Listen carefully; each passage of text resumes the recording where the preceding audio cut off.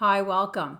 I want to address some of the most frustrating and infuriating things about being in peri or postmenopause. If you're in this stage, there's a pretty good chance that your body and your life have undergone some unwanted changes, and there are certain things related to both that are beyond irritating and annoying. Based on the interactions I have almost daily with so many peri and postmenopausal women, and my own experiences, of course. Here are 7 of the most infuriating things as a peri or postmenopausal woman.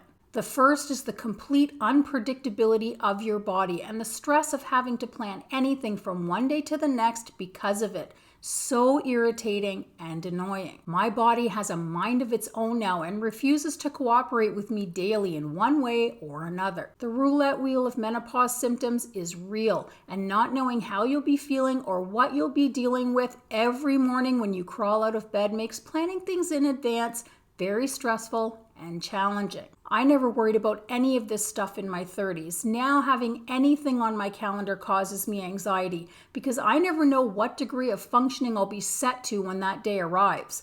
Living in the moment is much easier for me now. Next is the never-ending string of medical tests and the torturous waiting game and battle for results. With the roulette wheel of menopause symptoms in play, constant tests to find the cause for symptoms becomes commonplace for many women. And I don't know about you, but trying to get the results of some of those tests that aren't blood work are a frustrating, irritating, and anxiety-provoking battle. I don't think doctors consider that there are worried patients behind all these test reports, and saying things like no news is good news, which I hear a lot by the way, is cruel in my opinion. Patients will worry for weeks not knowing if the doctor hasn't called because everything is fine, or if everything isn't fine and he just isn't calling because he hasn't received the report yet.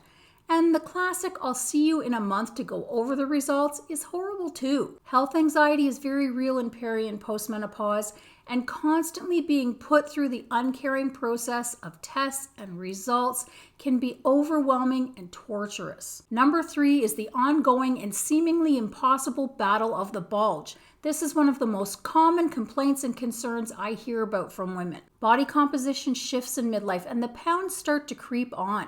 Things start to look jello-y. A spare tire of fluff takes up residence around your midsection.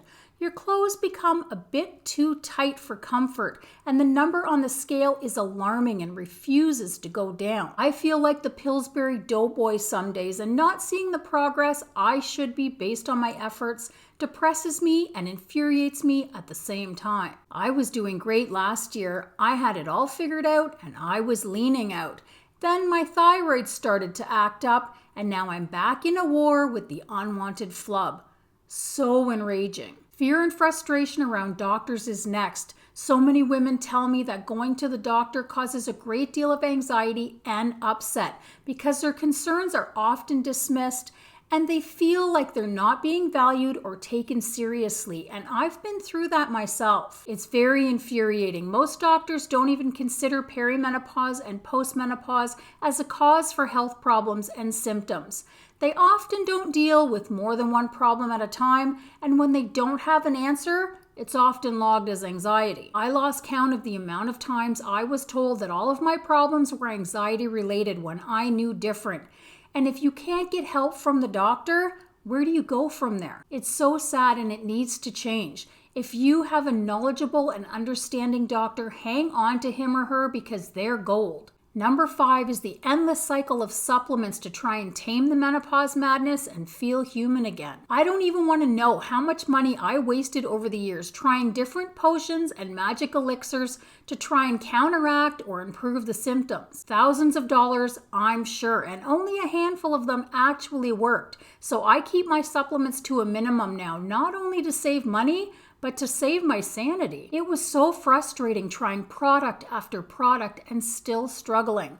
I continue to try things here and there, but not near as often. I invest in the few products that actually make a difference for me and help me feel and function better, like my collagen and magnesium, and I ignore the rest. Because the process of trial and error, wasted money, and useless supplements is maddening and disappointing. Next is the inability of non-menopausal individuals to understand the scope of what peri- and postmenopausal women deal with, through no fault of their own, of course, but it's exhausting. I hear from frustrated women daily, upset that no one understands that some days carrying on business as usual is extremely challenging.